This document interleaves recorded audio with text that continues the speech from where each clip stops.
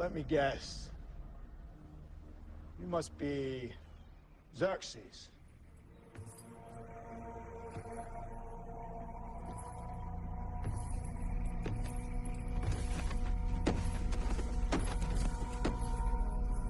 Come, Leonidas. Let us reason together. It would be a regrettable waste. It would be nothing short of madness for you, brave king, and your valiant troops to perish. All because of a simple misunderstanding. There is much our cultures could share. Haven't you noticed? We've been sharing our culture with you all morning. Yours is a fascinating tribe.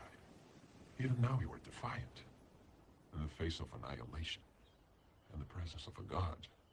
It isn't wise to stand against me, Leonidas. Imagine what horrible fate awaits my enemies when I would gladly kill any of my own men for victory. And I would die for any one of mine. You Greeks take pride in your logic. I suggest you imply it. Consider the beautiful lands you so vigorously defend. Picture it reduced to ash at my whim. Consider the fate of your women.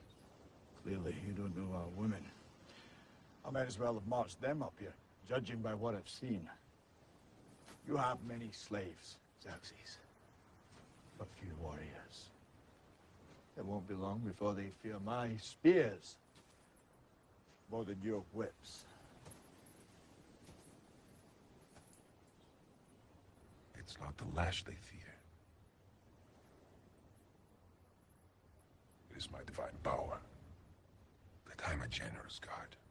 I can make you rich beyond all measure. I will make a warlord of all Greece. You will carry my battle standard to the heart of Europa. Your Athenian rivals will kneel at your feet. If you will but kneel at mine. You are generous. As you are divine, O King of Kings. Such an offer only a madman would refuse. But the idea of kneeling, you see, slaughtering all those men of yours it's left a nasty cramp in my legs, so kneeling will be hard for me. There will be no glory in your sacrifice. I will erase even the memory of Sparta from the histories. Every piece of Greek parchment shall be burned. Every Greek historian and every scribe shall have their eyes put out and their tongues cut for their mouths. Why, uttering the very name of Sparta or Leonidas will be punishable by death. The world will never know you existed at all. The world will know that free men stood against a tyrant, that few stood against many. And before this battle was over, that even a god king can bleed. Okay, before I start Patriots Hate Week, let me just clear one thing up real quick. This intro was in no way meant to take a shot at Master at Work.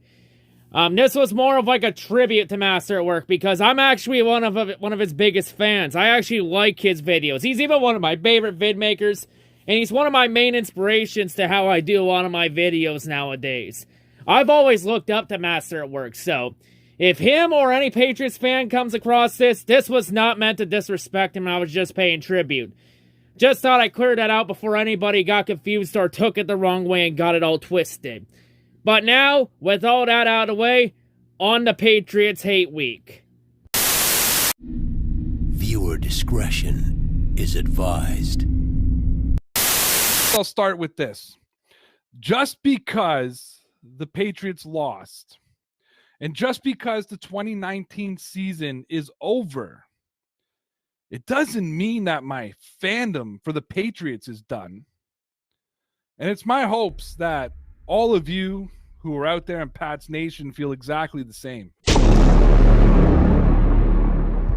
am no longer a Patriots fan. Burn the Brady. Into the fire she Burn goes. the Brady. Put her in the fire. Into the fire. Oh my gosh. Yes. Nice. Burn the Brady! Look at it. Oh, man. Oh, that's awesome. Back up. Oh, close up of the New England's head burning. Fuck you, Belichick. Belichick.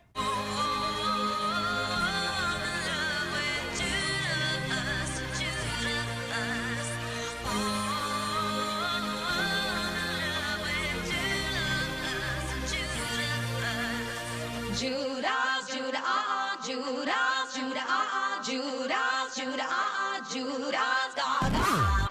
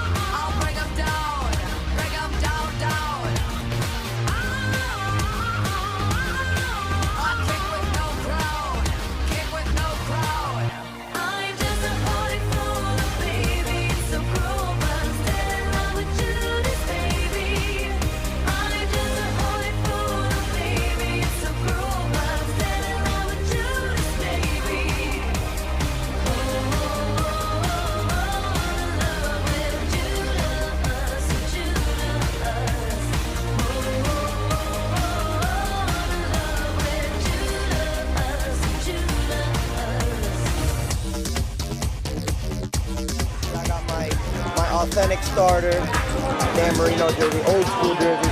I got this one right here. See if you can sign it. I have it already. Pulled it up. Right on the one right there. Hey Dan, can you sign my jersey? Yeah, thanks Dan. Thanks for an amazing night. Dan Marino actually signed my jersey. I don't know if you can see it, but he actually signed it on the one. Stand-up guy, man. I love Dan Marino. Love all that jersey. Love him even more now. Something's pulling me away from you. Jesus is my virtue, and Judas is the demon I cling to. Gotcha, bitch.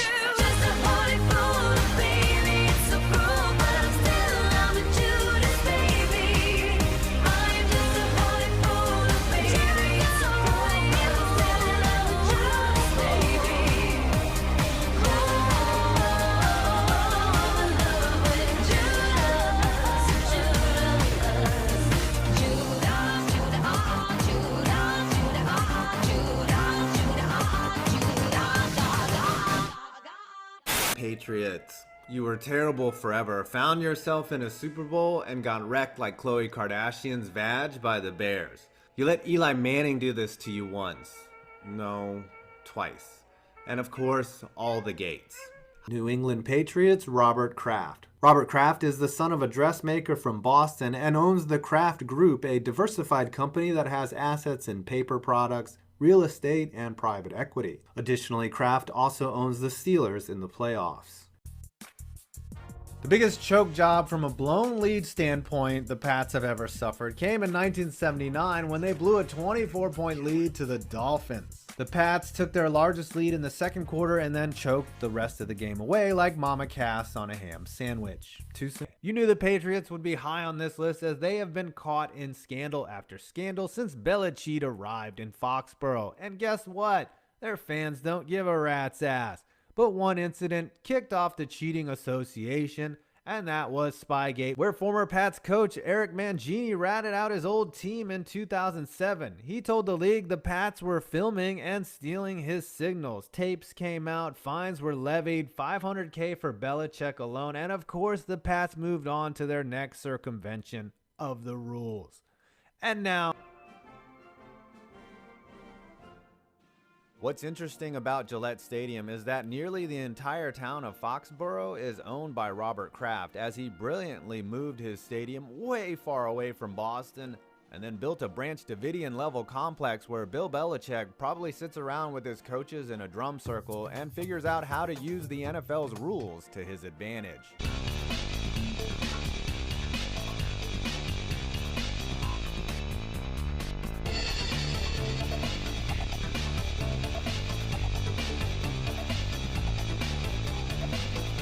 Man, that's messed up.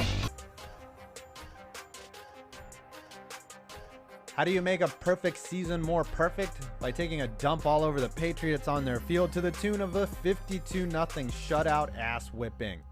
Jim Plunkett started for the Pats and was terrible, and Mercury Morris ran roughshod over the defense and scored 3 TDs. The Dolphins later capped this undefeated year with a Super Bowl win while the Patriots finished 3-11. And finally, put this jersey on and immediately make out with your son, have your wife earn 6 times what you do, and become the target of jealousy and anger everywhere you turn. Come to the dark side. In return for your 5 Super Bowl rings, you have to become this man. Yes, they say dress for the job you want, and when you put this on, we all know you want to become a douche. And finally, this is my all-time favorite soundbite, and it was uttered by a strategic icon, a guru, a master of the game, late in Super Bowl 46. This is still a Cruz and Knicks game. I mean, I know we're right on them, it's tight, but those are still the guys. Make them go to Manningham.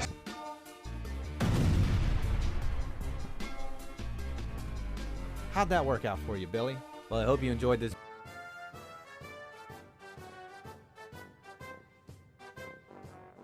Not nearly as handsome as Brady, Pat Patriot has been to 9 Super Bowls as opposed to only 7 for Brady. Take that, Tom. Since he doesn't have much to do besides watching his team win everything, Pat occasionally gets to lead his squad out of the tunnel. Pat used to wear the number 0, but a fan asked Robert Kraft to change the number to what it is now, the number the Patriots receive the most often from their opposing fans. I think there's one thing we can all agree on.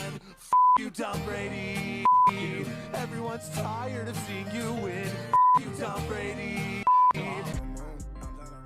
Actually, I like the old logo here. Didn't see that coming. Brady probably did. Say Patriots fans aren't salty is not true. Yes, they have won 6 rings, but if you dare bring up that Brady is a system QB, the salt starts pouring out like your name is Morton's. Look at this throw. Look at how far down the field Brady threw that shit. I literally just jizzed all over my keyboard. I'm getting napkins right now to clean it up. But good God, what a pass by Brady. But really, outside of that, the Pats distribute most of the salt in this league. Let's not bullshit about that. Before I get to each team individually, Finns, Bills, and Jets, huddle up here.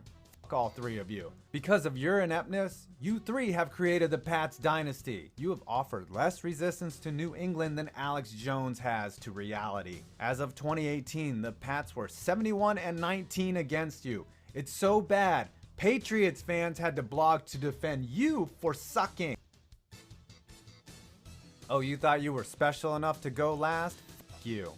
Say it with me, everyone. Tom Brady is a system QB. Julian Edelman is a steroid-abusing, overrated backup quarterback who is not worthy of the Hall of Fame.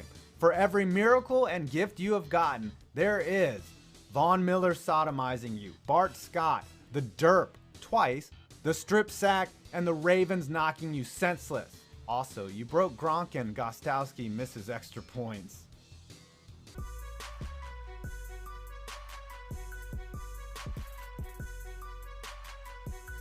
The side of the tuck rule game, Foxborough's destruction signaled the beginning of the Patriots' dominance. Originally slated for demolition following the 2001 season, the refs decided to prolong its use after making up a rule nobody had ever heard of. Gillette Stadium was built with the old grounds being repurposed into a shopping mall where Pats fans can buy Tom Brady's bathwater. Do you know what NFL owners love? Leverage. Whether it's over a poor victim of sex trafficking or an entire state, Robert Kraft definitely falls into that category. In 1998, Kraft announced that he would be moving the Patriots to a new facility in Hartford, Connecticut. I guess they are the New England Patriots. His plan called for a 68,000-seat stadium to be built on the waterfront with a hotel, mall, and entertainment center. The revenue would be split with the state, and he wanted all of this done in 4 years. Of course, the residents challenged the proposal, site problems were discovered, and eventually the whole deal fell through. Enraging Governor John G. Rowland, who afterwards stated he was a Jet fan for life. Bad move. I'd ask him for commentary, but he's in prison for mail fraud. The Pats moved into Gillette in 2000, and Robert Kraft likes to solicit hand jobs from massage parlors.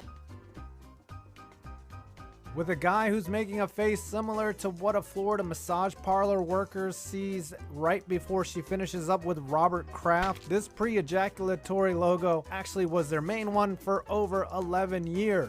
It looks like it was sketched with crayon and is one of the few logos we'll see here that's signed by the artist, Phil Bissell. He must be very proud.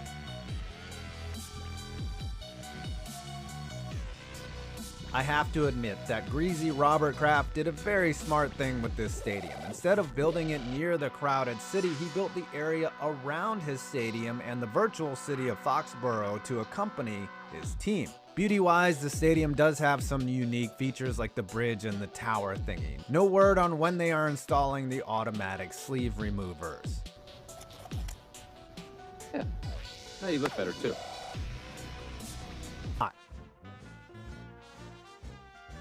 Let's be real, the worst coach in Pat's history will be whoever has the unenviable task of succeeding Bill Belichick. So unfortunately, we can't say Josh McDaniels quite yet. For now, it's Rod Rust, who won just one game in 1990. But really, when McDaniels slithers into the head coaching job, make sure to remind me to update this list accordingly if he isn't already on it.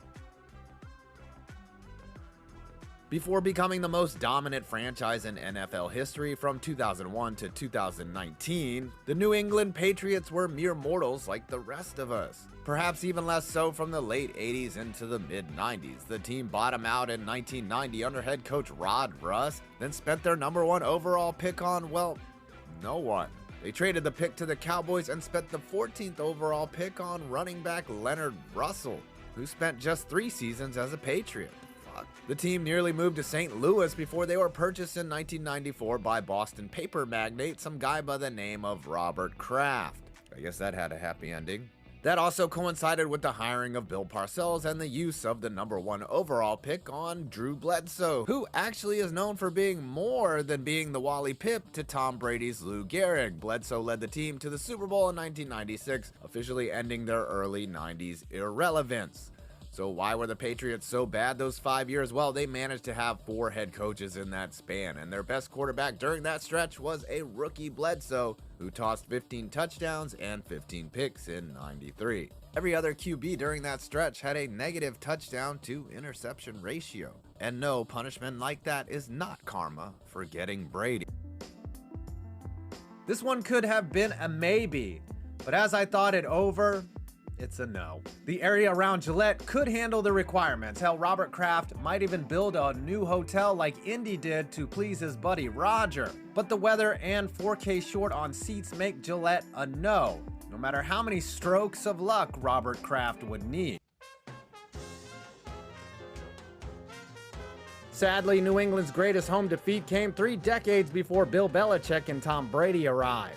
The then Boston Patriots lost 45-10 to the Buffalo Bills, getting absolutely slaughtered on the ground by second-year running back O.J. Simpson. It was revealed today that O.J. Simpson told police that Nicole Brown Simpson used to beat him up. He also claimed that she and Ron Goldman killed him.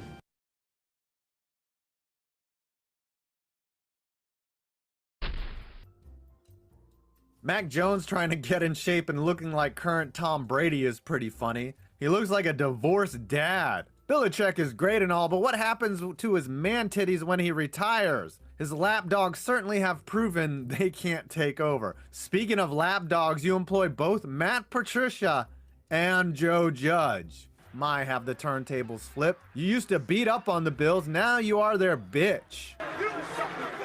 England. If I was making this video before Tom Brady left, my venom would be much higher. But herein lies the problem. Most quote-unquote Patriots fans have been exposed in the last year as nothing more than Tom Brady dick riders. I honestly don't have anything against true old-time Patriots fans who were there before Belichick and Brady showed up in 2000. But to all the Generation Z Pats fans who were spoiled beyond belief by the Patriots run from 2001 to 2019, fuck you. You are the sports equivalent of a trust fund baby that never had to work for anything in your life. You did not deserve deserve to be blessed with the most incredible run of dominance in NFL history. Every fan base has assholes, but you Boston fans stand out above them all in terms of douchebaggery. You are such douchebags, you even coined the term masshole for it. And this is not a compliment or something to be proud of. Now you're hoping to find the next Brady and Mac Jones, but there will never be another Brady. And I don't mean this in terms of greatness or ability. I mean in terms of all the sheer luck and freak circumstances that Brady has benefited from in order to have the career that he's had. As long as Belichick is your coach, you will have a respectable record, but without Brady's magic horseshoe, your days of 12-win seasons are done. The Patriots. The thing I immediately think of whenever I see this bee sting victim is the Pawtucket Patriot ghost who visits Peter Griffin in his bar during an early episode of Family Guy. Yes, that's how my mind works. A pretty generic and mundane mascot, but I give him points for not bandwagoning to Tampa Bay after 2019. Rating? 6 out of 10. Tom Brady, just narrowly beating out Drew Bledsoe and Matt Castle for the honor. Brady's accomplishments and rings don't need to be rehashed again here, but I guess I'll do it anyway. Fuck my life. He made 14 Pro Bowls, 3 All-Pro teams, and won 3 MVPs with the Patriots, but those are all window dressing compared to the 6 rings and 4 Super Bowl MVPs he won with the franchise. Sure, as I've stated many times, I hated his style of play and how he always seemed to get bailed out in every big moment, but I can't change what happened, unfortunately. Hopefully he stays retired to become a full-time junk science salesman. England Patriots, Doug Flutie. Before he went on to become a legendary CFL quarterback and reignite his NFL career in Buffalo, Flutie was a shitty quarterback in New England who was so small you could fit him into your pocket. In his first stint with New England from 1987 to 1989, he threw 11 touchdowns, 14 interceptions for a dreadful 61.2 rating. He would actually return to New England in 2005 for his final season, where he famously executed a dropkick in a meaningless late regular season game. New England Patriots, Super Bowl 42. You know the story by now. The 2007 Patriots destroyed the league, going 16-0, winning by almost 20 points per game. They slowed down a bit as the season went on, but managed to get to 18-0 and be 12.5-point favorites heading into the Super Bowl against the Giants. Needing just one more win to become immortal, New England's record-breaking offense, led by government loan acceptor Tom Dilfer, flopped, putting up just 14 points, and yet it still took some ridiculous plays on New York's final drive to take New England down. After a go-ahead touchdown pass from Eli Manning to famously responsible gun owner Plexico Burress with 35 seconds left, several desperation heaves from Brady fell incomplete, and New York officially sealed the 17-14 upset win. Thank God. New England Patriots, Jonnu Smith. Smith signed a big contract to join New England in 2021 after a career year, and thus far he's been underwhelming. He didn't even break 300 yards receiving in 16 games and caught just 1 touchdown in 2021. He's in his prime years and is paid like a difference maker, so he needs to step up his performance. New England Patriots, Drew Bledsoe. Yes, I wanted to put Tom Brady here, but no, I couldn't go through with it. Instead, I went with a guy who nearly died in September 2001 thanks to a violent collision with a jet. Bledsoe was the Matthew Stafford of the 90s, a first overall pick with a huge arm who threw tons of passes for nice counting stats, but middling efficiency. Bledsoe was horrific in the playoffs and only made the Super Bowl in 1996 because of his amazing defense. He had a nice 3-year run from 1996 to 1998, but by the time Brady got there, he was a below-average quarterback. Simply put, Bledsoe looked the part of a superstar quarterback, but he never was a superstar quarterback. New England Patriots, Matt Judon. Patriots don't have any real star players, but Judon comes the closest. He made the Pro Bowl in each of his last 2 seasons in Baltimore before having a career year last year in New England, where he finished with a career-high 12.5 sacks. However, if this team is to take the next step from playoff team to legitimate title contender, we all know Michael McCorkle-Jones needs to be the best. New England Patriots, Mac Jones. Jones got a lot of hype last year as the best rookie quarterback, which was true, but it wasn't a very high bar to clear. He showed flashes of talent, but anybody expecting him to be the next Tom Brady, because he's immobile, white, and plays quarterback for the Pats, is going to be very disappointed. Will he ever be elite? I have my doubts. Verdict? Overrated. New England Patriots. We always knew the transition, no offense to Caitlyn Jenner, from the dynasty years to the post-Brady years would be difficult for New England, but this quote-unquote fan base has decreased by 90% since Brady went to Tampa Bay. For the 10% loyal hardcore Patriots fans, I really don't have much to say, except I can already tell Mac Jones is never going to be elite. At best, he'll be another Kirk Cousins, Derek Carr type. At worst, he'll be Baker Mayfield with a weaker arm. He's already reached his physical ceiling, and if he doesn't have an elite defense, he won't win many games. Is Bill Belichick still a defensive genius after giving up 47 points and a touchdown on every possession in an embarrassing playoff loss to Buffalo last year? I guess we'll cut him some slack there, but let's be real. If the Patriots continue to be mediocre and go several more seasons without any playoff wins, it will become more and more obvious that as a head coach, Belichick has always been a product of Brady and would have been fired early in 2001 if Mo Lewis didn't assassinate Drew Bledsoe. God, I can't believe I just said that, but if the shoe fits.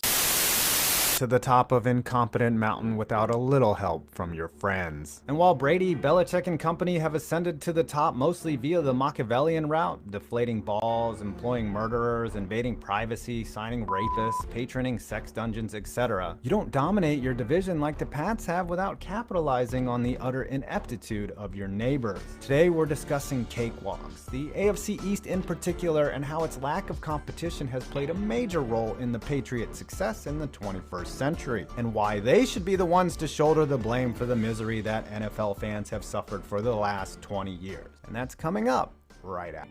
The New England Patriots have won the AFC East every season since 2009. Before that, they won their division 6 times between 2001 and 2007. All in all, the Pats have claimed the #1 spot in the AFC East every season that Tom Brady has started, except for 1 year. The Patriots have reigned atop the NFL for the last 2 decades, but it wouldn't be possible if not for their unrivaled dominance over the AFC East at the same time.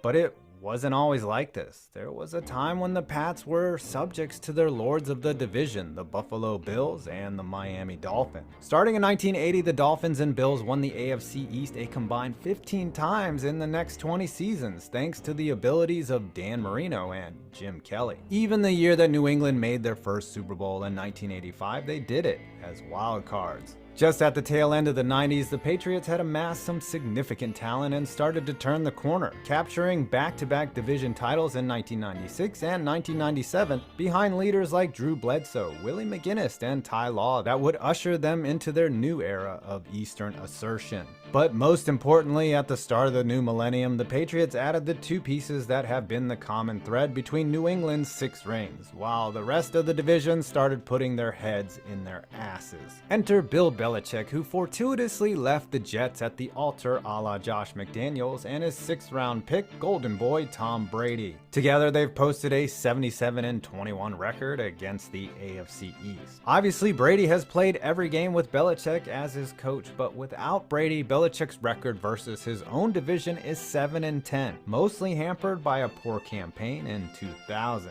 Let's answer a big question. Is that a product of the Patriots' brilliance or the ineptitude of the Bills, Dolphins, and Jets?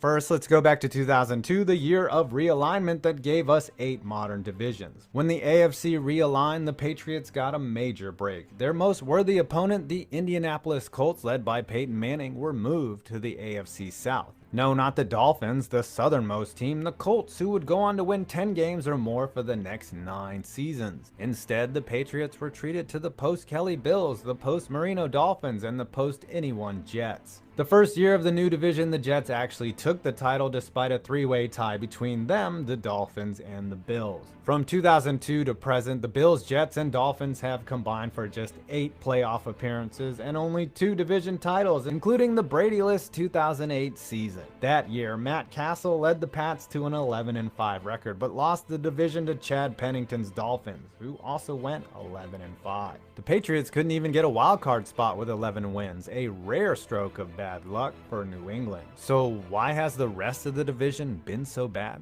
Let's go team by team and figure it out, starting with the Miami Dolphins. Since 2002, the Dolphins have posted a record of 11-23 against the Patriots. In that time, their longest tenured coach has been Tony Sparano, who lasted just 3.5 seasons with the team before getting whacked. Their longest tenured quarterback, Ryan Tannehill, who started exactly 0 playoff games and had a winning percentage of .477. The Dolphins have consistently made bad coaching decisions, from trying to make a pro coach out of Nick Saban, to replacing him with Cam Cameron, who went 1-15, to trotting out the lifeless corpse of Joe Philbin for 3 seasons. No continuity and no results, and this year is off to a great start, eh? Maybe the Jets have been a little better. Yeah, no. This is the team that began this unholy curse by knocking Drew Bledsoe out of a Week 2 game in 2001 and ushering the era of plastic surgery and deflated balls. Their complete ineptitude hit peak levels in 2012 with the infamous butt fumble, of course against the Pats, but their futility has gone further than that. The Jets are 8-27 against New England since 2002. They've hit double-digit wins just 4 times in those 17 seasons, and it's no secret why. Just look look at their quarterbacks. The last sustained winner they got was Chad Pennington, who capped out on arm strength at about 20 yards. Not much different than Brady, honestly. They got one mediocre year from Brett Favre, 4 Sanchez seasons, 2 more from Geno Smith, and then they got their greatest quarterback since Joe Namath.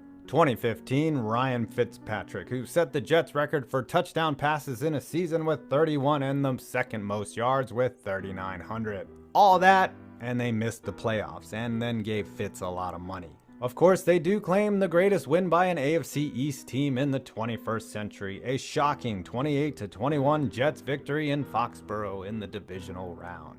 A forgotten light in the darkness that has been the new millennium of AFC East football. Now let's see how the third team has fared. Can't wait. The Buffalo Bills, more than the Jets, more than the Dolphins, have been impossibly bad against the Patriots. Awful, abysmal. They've taken it lying down like Robert Kraft at a day spa. Since 2002, the Bills have posted a 4-30 record against New England. Yep, and 2 of those wins came against a Patriots backup quarterback. And speaking of Patriots backup quarterbacks, that's who the Bills signed in 2002, Drew Bledsoe, to hopefully catapult themselves back into the playoffs. It didn't work. The Bills missed the playoffs every season from 2000 to 2016, just twice scraping together a 9-7 record. 7 different head coaches, 9 different quarterbacks. But to demonstrate their complete submission to the Patriots, like Tom Brady after his son gets home from school, the Bills have had several long losing streaks against the evil empire. One 15-game losing streak that lasted from 2003 to 2011. And a 5-game losing streak that the Bills are currently mired in. 3 teams, 6 games a year, and a cakewalk to a first-round bye every season since 2010. Just take this year, for example. They get 2 games against a team that's actively trying to lose games. Maybe the most blatant example of tanking the NFL has ever seen. And, of course, they're an inhabitant of the AFC East. Will it ever end? Will any of these 3 teams be man enough to wrestle the crown away from Tom Brady's hair plugs? There may be hope yet. The Jets have a promising future with the pairing of Sam Darnold and Adam Gase. The Bills have a legitimate identity as a defensive juggernaut, and the Dolphins, well, it might take a while for the Dolphins. But if the Houston Astros and Philadelphia 76ers have taught us anything, it's that tanking can pay dividend if done properly. Even then, it may take until Brady and Belichick hang them up or someone drives a wooden stake through their hearts. Give the Pats credit, but give the Bills, Jets, and Dolphins some credit too, for sucking. One last point. Before someone comments trying to debunk that the rest of the AFC East hasn't sucked, all of that rhetoric has been posted by Patriots fans and the Boston Globe. It's pretty bad when salty supporters of the team have to come to the aid of the other teams they beat up in order to justify their dominance. That in and of itself tells you how shit the AFC East has been. Remember, at some point, all 3 AFC East teams have started Ryan Fitzpatrick. Well,